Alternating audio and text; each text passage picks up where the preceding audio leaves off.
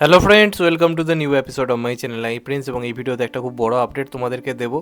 তো আমরা সবাই জানি এই বছরের সবথেকে বড় সিনেমা, যদি 2024 সবথেকে বড় সিনেমা খাদান হয়ে থাকে, তাহলে অবশ্যই 2025 এখনও পর্যন্ত যে সিনেমা অ্যানাউন্সমেন্ট হয়েছে, যেহেতু লায়ন এখন অব্দি অ্যানাউন্সমেন্ট হয়নি যে এই বছর আসবে কি আসবে না, তো সেই হিসেবে ওয়ান অ্যান্ড অনলি এই বছরের সবথেকে বড় মুভি অবশ্যই, এবং মানে বাংলার আমি যদি বলি, এবং শুধু এই বছরের কেন, বিগত বহু বছরেরই সবথেকে বিগেস্ট মুভি বা সবথেকে বড় মুভি, অবশ্যই চোখ বন্ধ করে কিন্তু আমরা একটা নামে নিতে পারবো, সেটা হচ্ছে রঘু ডাকাত। এবং যবে থেকে এটা অ্যানাউন্স হয়েছিল তবে থেকে আমরা প্রত্যেকে এক্সাইটেড ছিলাম এই কাজটা নিয়ে, দেবদাকে রঘু ডাকাত হিসেবে যেন আমরা পাই, সেটা নিয়ে আমরা প্রত্যেকে খুব এক্সাইটেড ছিলাম যেন এটা অফিসিয়ালি আসে, যেন ধূমকেতুর মতো না পিছিয়ে যায়, এরকম একটা ভাবনা চিন্তা আমাদের প্রত্যেকের মনেই ছিল।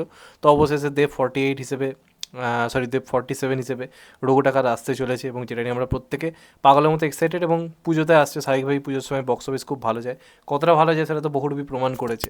এটা 17-18 কোটি রেঞ্জের বক্স অফিস এনেছে, সেটা পূর্বেও পুজোর সময় মানেই ভালো বক্স অফিস আসে। এবার আমরা সবসময় জানি যে এসবিএফ যখনই কোনো বড় কাজ আনে সেটা কিন্তু একটু মাল্টি স্টারার করার কিন্তু চেষ্টা করে। আমরা এর আগে দেখুন গোলন্দাজ, একই সিনেমায় দেব অনির্বাণ ভট্টাচার্য ছিল, দশম অবতারে প্রসেনজিৎ অনির্বাণ ভট্টাচার্য।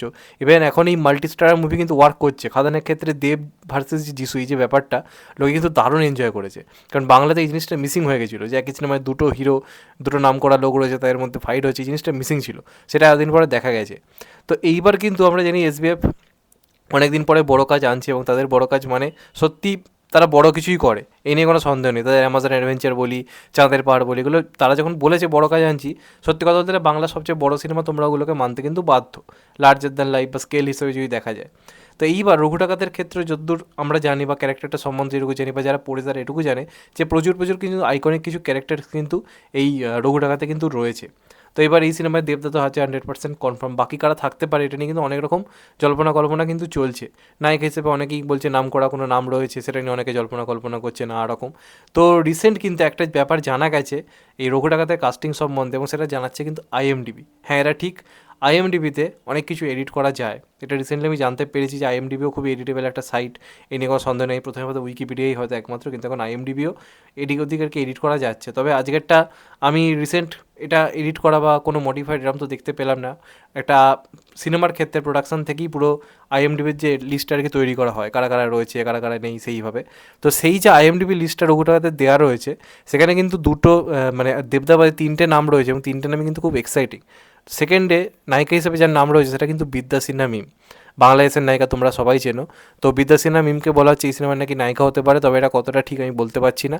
আমি এটা 100% কনফার্ম নই, হতেও পারে নাও হতে পারে, এখানকার কোনো নাম করা নায়িকাও থাকতে পারে। তবে বাকি দুটো নাম, তার মধ্যে একটা কিন্তু অঙ্কুশ, এবং আরেকটা ক্যারেক্টার বলা হচ্ছে বনি সেনগুপ্ত। হ্যাঁ, তোমরা ঠিকই শুনছো, বনি সেনগুপ্তর নামটা খাদানের ক্ষেত্রে খুবই জোরালোভাবে এসেছিলো, প্রত্যেকে চেয়েছিল। তো এখন কিন্তু এই সিনেমাটার ক্ষেত্রেও বনি সেনগুপ্তর নাম কিন্তু আসছে, এবং এটা আইএমডিবি কোথাও গিয়ে কিন্তু বলছে। তোমরা গিয়ে চাইলে দেখ করতে পারো, রঘু ডাকাত আইএমডিবি বলে সার্চ করো, তারপর কাস্টিংয়ে যাও, ওখানে ঢুকে সেখানে কিন্তু অঙ্কুশ এবং বনি সেনগুপ্তর নাম কিন্তু দেখাচ্ছে।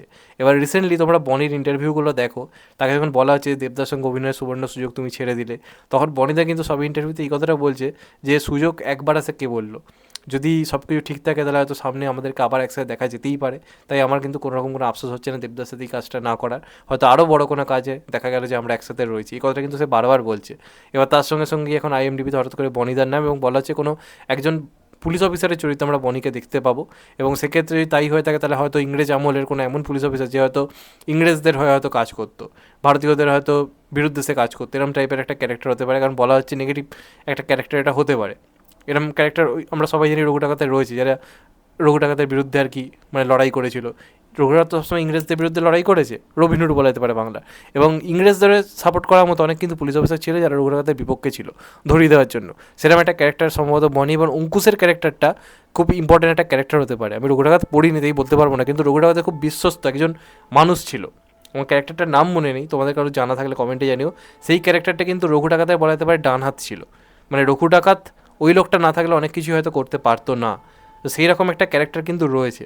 এবার সেই ক্যারেক্টারের অঙ্কুশ আছে কিনা সেটা কিন্তু একটা বিরাট ব্যাপার। তাই যদি হয় তাহলে কিন্তু আমরা দেব এবং অঙ্কুশকে খুবই দারুণ তাদের কেমিস্ট্রি দেখতে পেতে চলেছি, কারণ রঘু ডাকাতের সঙ্গে ওই ক্যারেক্টারটার কেমিস্ট্রি কিন্তু রঘু ডাকাতের মেন আকর্ষণ। তো সেটা যদি দেব এবং অঙ্কুশ প্লে করে, তাও এসবিএফের একটা প্রোডাকশন হাউসে প্লাস রঘু ডাকাতের মতো সিনেমায়, ব্যাপারটা কিন্তু জমে ক্ষীর হয়ে যাবে।